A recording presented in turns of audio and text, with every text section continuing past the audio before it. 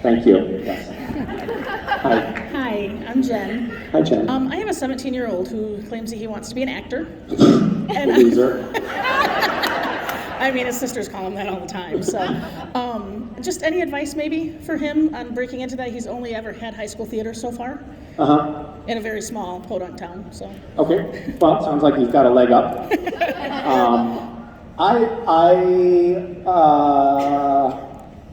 I don't know. I feel kind of ambivalent about it because I don't really want to encourage my own kids to be actors.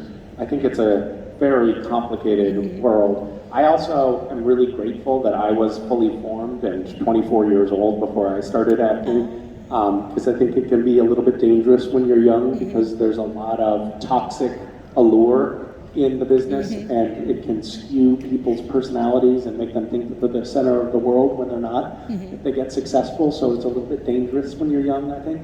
I've seen it happen several times to people who, you know, it's a weird thing because the way it's set up on set, for example, is everything is set up as if all the actors are prima donnas.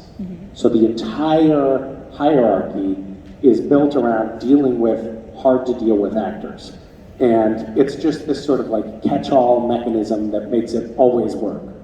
But what that means is that we're treated like royalty, and it's very easy to start thinking that you're an important person who's better than other people when you're treated like that.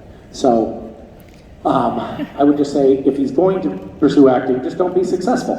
And then you don't run into any of those issues. It's fine. How's that? Is that helpful? It is. He also knows he has a mom that would kick his butt if he ever became a prima donna. So, you know. I think that the main thing that was useful for me, I mean, the real trick. I mean, 17. That's the trick is to take. My particular path was like I wanted to.